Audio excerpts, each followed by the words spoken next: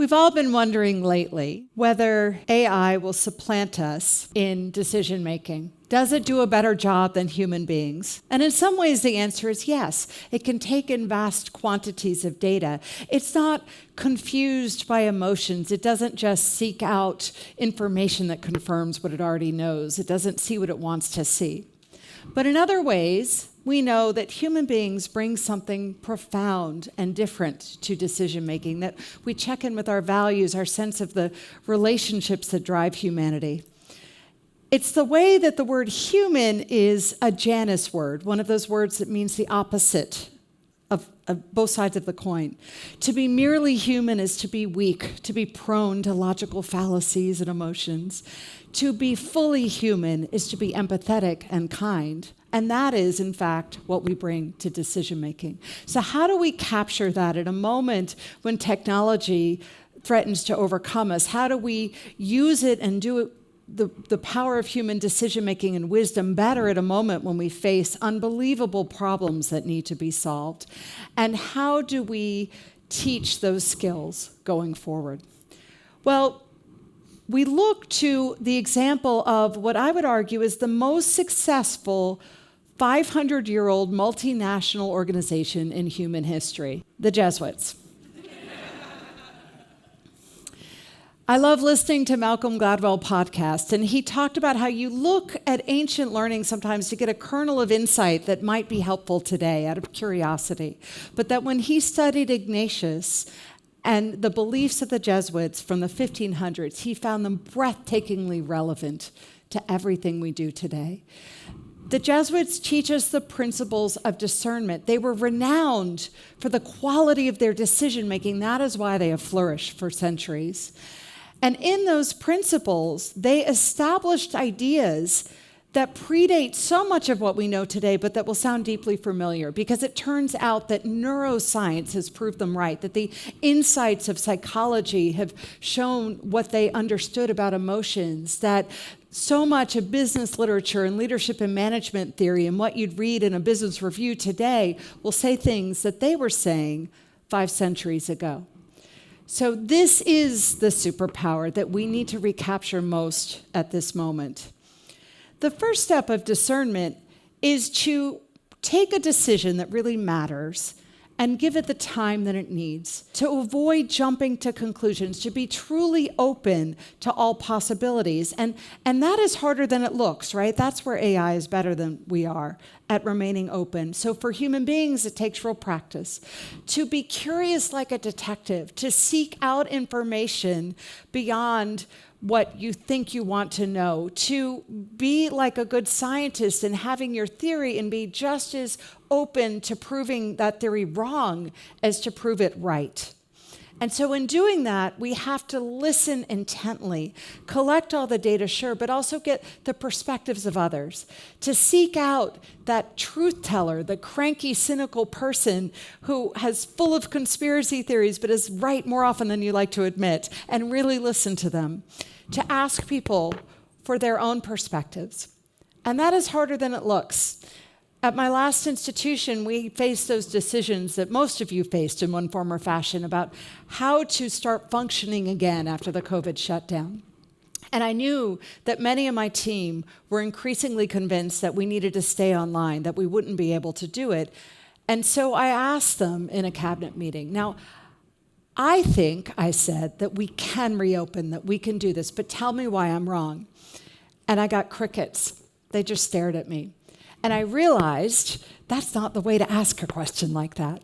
So the next time around, when I came to Fordham and we were at the tail end of the pandemic and needed to decide whether to lift the COVID protocols, I used the Jesuit technique of discernment and asked them to tell me all of the arguments for it and then all the arguments against it. No cheating, no telling me what you think. I don't even want you to have an opinion before we lay out all the best reasoning on either side, that we needed to be open to that possibility.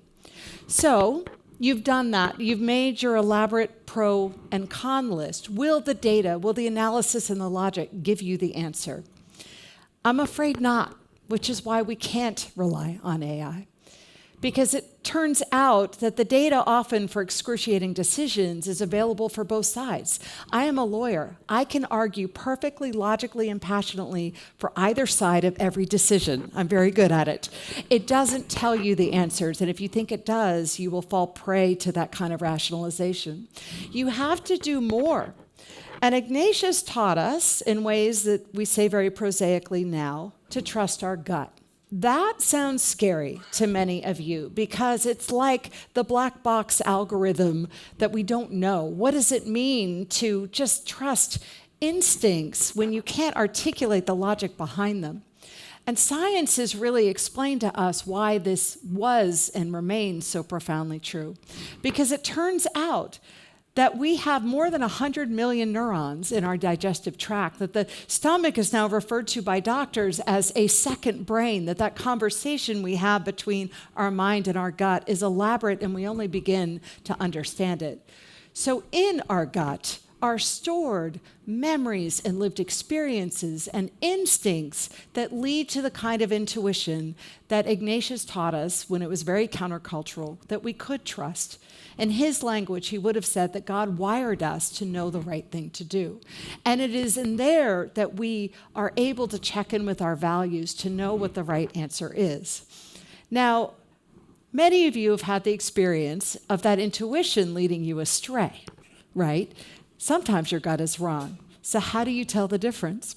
Ignatius had a great metaphor for this. He talked about the ways that our intuition speaks to us in the language of the good spirit on one shoulder and the bad spirit on the other. But if you pay attention, you can tell the difference between the two voices.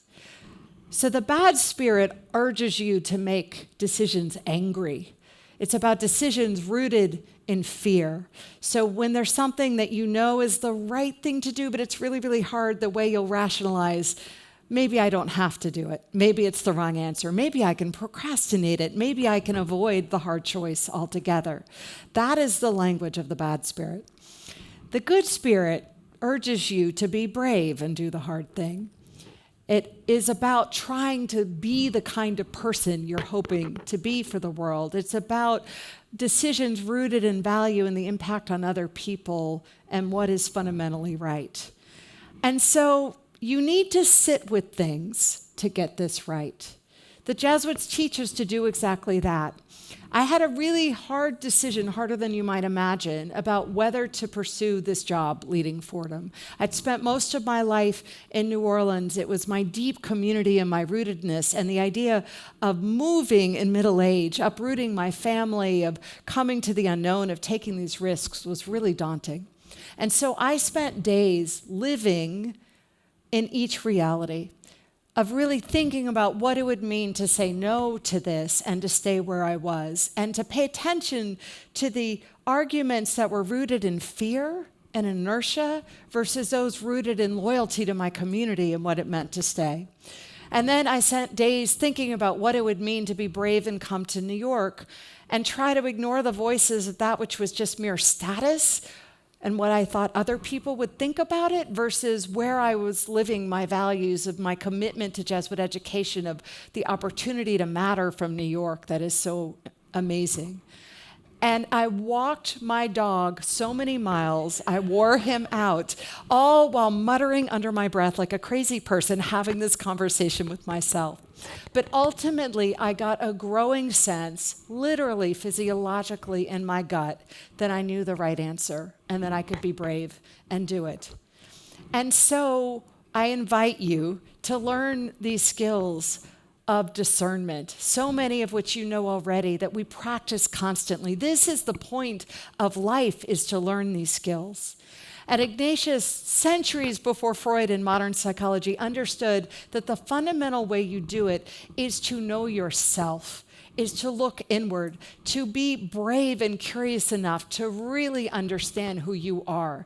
Because when you get those emotions, when you understand and evaluate your experiences, you will be able to tell the difference between the voice of the good spirit and the bad spirit. You will be able to practice the skills of discernment on little decisions and then big ones, the really agonizing ones, and listen with an open heart. Force yourself to really think through all the options. Pay attention to the voices of those around you and the advice that they give you and process it, and then check with your values and check with your gut and your instincts and know that we are wired to deep down know the right thing to do.